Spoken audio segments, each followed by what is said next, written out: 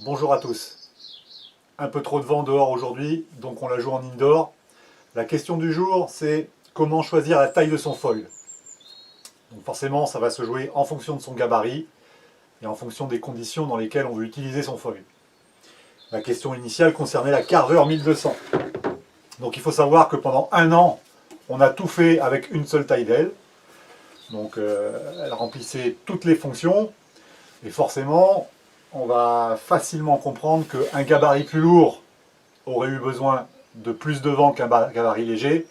Et également au niveau de la taille de vague, un gabarit plus lourd avec la même taille d'aile a besoin d'une vague un peu plus puissante qu'un gabarit léger qui va planer avec 3 fois rien. Et bon, encore une fois, je le rappelle, pendant un an, on ne s'est servi que d'une seule taille d'aile. Entre temps, on a fait un énorme travail de développement avec différentes tailles d'ailes. Là où on a énormément progressé, c'est que les grandes ailes aujourd'hui ne traînent plus de l'eau comme c'était le cas avant, et on a vraiment progressé en glisse. Donc aujourd'hui, une aile comme la 2000, alors on peut voir la différence de taille, hein, c'est énorme. Une aile comme la 2000 offre vraiment une très belle glisse encore, elle affiche de belles performances. Donc comment va se faire le choix? Le choix, il va se faire en fonction de ce que l'on veut faire. Donc soit on va choisir d'avoir beaucoup d'appui, beaucoup de tolérance sous les pieds, également une forte capacité à planer à basse vitesse, donc à planer le plus souvent possible, beaucoup de tolérance au jibe, aux transitions. Donc là on va faire un choix vers une grande aile. Si on recherche plutôt de la dynamique, de la maniabilité, de la performance, le choix va s'orienter vers une plus petite aile. Si le vent est plus fort, on prend une petite aile. Si on veut des vitesses plus élevées, on prend une petite aile. Hein, donc maintenant, idéalement, c'est comme un quiver de voile, comme un quiver de planche.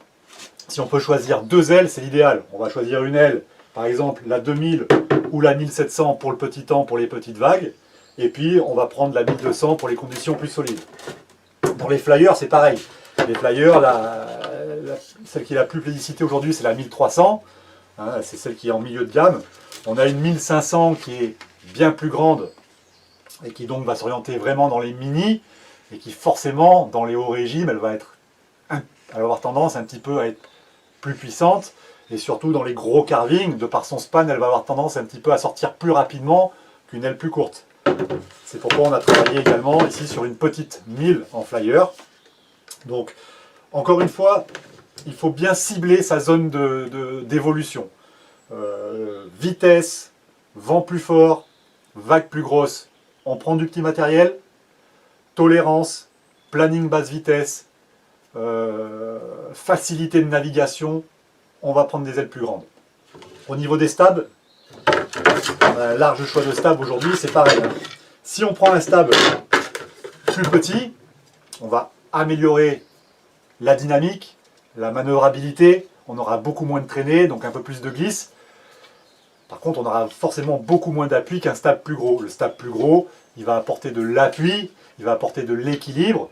Donc tout va être beaucoup plus facile. Le take-off va être plus facile, le vol va être plus facile. Mais forcément, on va perdre dans la maniabilité parce que tout va être un petit peu plus lourd à faire réagir. Alors que quelque chose qui est tout petit va être un petit peu comme un petit volant de voiture. Ça va partir au taquet dans tous les sens. Donc voilà, tout est dit. Ciblez bien votre zone de navigation.